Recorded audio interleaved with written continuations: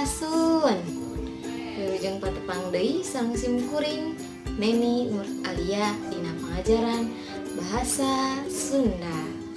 Dina danget ayeuna simkuring meris medar hiji materi anu jejerna nyaeta aksara Sunda. Tah acan simkuring ngabahas langkung jero ngeunaan aksara Sunda. Simkuring hanar heula. Ranencangan sadayana tos tiasa teu acan maca tulisan aksara Sunda. Sapertos kieu ieu. Tiasa? Wanita can tiasa. Yuk urang pedar sasarengan materi ngeunaan aksara Sunda. Dina aksara Sunda kabagi jadi 4 bagian. Aya nu disebat aksara suara, aya aksara ngalagena, aya aksara angka, sareng aya nu disebat rarangkeun. Naon sih bentena? Tah ayeuna urang pedar heula anu kahiji nyaeta ngeunaan aksara suara. Atanapi sok biasa disebat aksara vokal kabagi jadi 7 aksara. Aya A, aya I, aya U, aya E, aya O, aya E, sareng aya E curek. 7 aksara vokal eta ngabogaan bentuk nu benten-benten.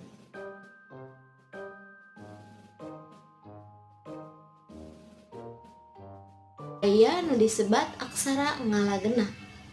Nu kumaha sih aksara ngalagena? Aksara ngalagena biasa disebat oge aksara konsonan.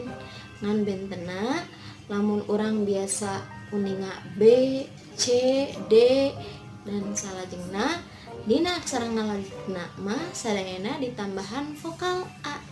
Jadi aya ba, ca, da, ta, sa, wa, la jeung sajabana. Sapertos kieu. Tah, anu bieu teh contoh tina aksara ngalagena. Teras nu katilu aya nu disebat aksara angka. Aksara angka tingawitan 0, 1, 2, 3, 4, 5, 6, 7, 8 sareng 9. Tah eta nu disebat aksara angka.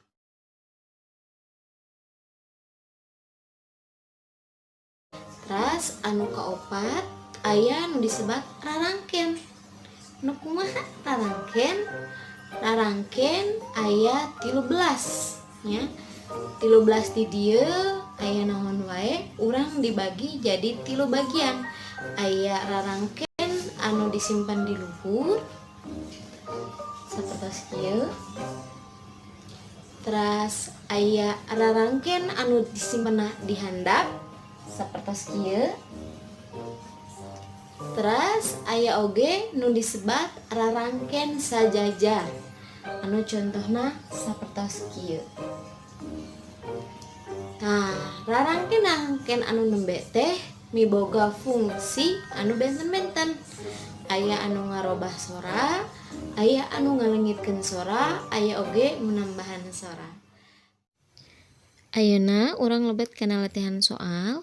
Contoh kahiji aya kecap ana.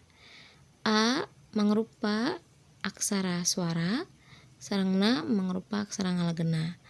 Contoh nu kadua aya kecap rama. Urang ngambil tina ra heula, teras tina ma. Contoh nu katilu aya kecap siti. Kecap siti nyandak tina sa heula sareng tina ta. Tah, kulantaran itungtungna A ku urang dirobi ngagunakeun panghulu. Fungsina ngarobah sura A jadi I. Jadi nu tadina sa jadi si, nu tadina ta jadi ti. Nu kaopat aya kecap seuneu. Kecap seuneu diwangun ku 2 aksara nyandak tina sa sareng tina na. Tah sakna supaya jadi se ditambihan paneuleung. Janten robih sorana nu tadina sa jadi se, nu tadina na jadi ne. Contoh salajengna nyaeta kecap ujang. Kecap ujang diwangun ku aksara suara teras ja heula pikeun nambahan sora eng ditungtung urang ngagunakeun panyecek disimpen di luhureun sora ja. Salajengna aya kecap kamar. Kecap kamar diwangun ku ka teras ma pikeun nambahan sora R ditungtung urang tambahan panglayar di luhureun sora ma. Teras contoh nu katujuh aya kecap iman. Kecap iman ieu diwangun ku I aksara suara ma sareng na. Pikeun ngalingetkeun sora A dina na urang ngagunakeun pamaeh. Jadi ngan saukur N. Nu kadalapan aya kecap kelek. Kecap kelek ieu diwangun ku 3 aksara ngalageuna aya ka, aya la, sareng ka. Ka na kulantaran A tungtungna urang robah jadi E make paneleng. Jadi nu tadina A jadi ke, nu tadina la pake paneleng oge jadi robah le. Pikeun ngalingetkeun sora A pake pamaeh. Contoh kasalapan aya kecap buku. Kecap buku urang ngagunakeun baheula sareng ka.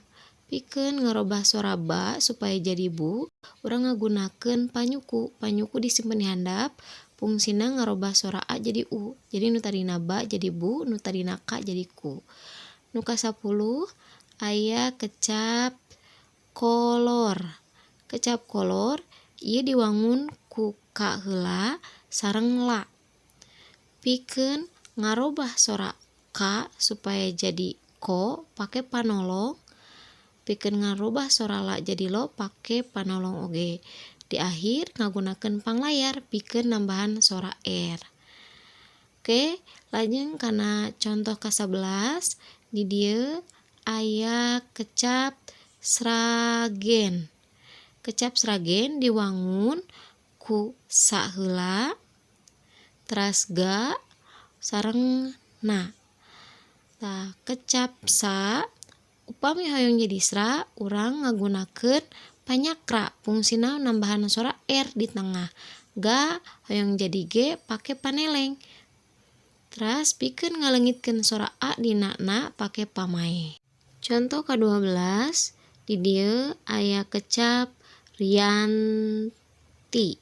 Rianti diwangun ku ra heula teras ayana sareng ta.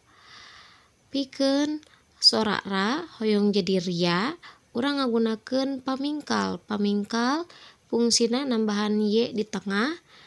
Pikeun ngalingetkeunna urang ngagunakeun pamaeh sareng ngarobah sora ta jadi ti nganggo panghulu.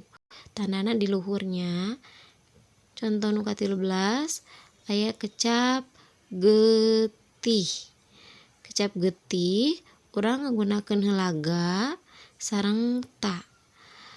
Ga supaya jadi ge urang ngagunakeun rarangkeun paneuleung. Teras ta hoyong jadi ti ngangge panghulu pikeun nambahan sora H urang ngagunakeun pangwisad. Ka-14 aya kecap kejer. Kejer diwangun ku ka sareng ja. Pikeun ngarobah ka jadi ke urang ngagunakeun rarangkeun pamepet tandana vi di luhur sareng pikeun ngarobah ja jadi je ngangge pamepet. Pikeun nambahan sora R urang ngagunakeun panglayar. Contoh pamungkas aya kecap jligen. Kecap jligen diwangun ku 3 aya ja, aya ga sareng aya na. Tah kecap ja upami hoyong jadi jli urang robah heula jadi jla heula. Tambihan panyiku nu fungsina nambahan sora L di tengah. Tah tina jla supaya pindah jadi jli urang ngangge panghulu. Jadi nu tadina jla jadi jli. Terus ga jadi G, na dileungitkeun A pake pamaeh. Kahartos materi anu nembe ku simkuring didugikeun. Mugia materi anu kusim kuring dipedari ngeunaan aksara Sunda tiasa masihan ilmu anu enggal pikeun urang sadayana. Rupina mun sakitu materi anu tiasa kusim kuring dipedar. Wabillahi taufiq wal hidayah. Wassalamualaikum warahmatullahi wabarakatuh. Sampurasun. Hurip Sunda.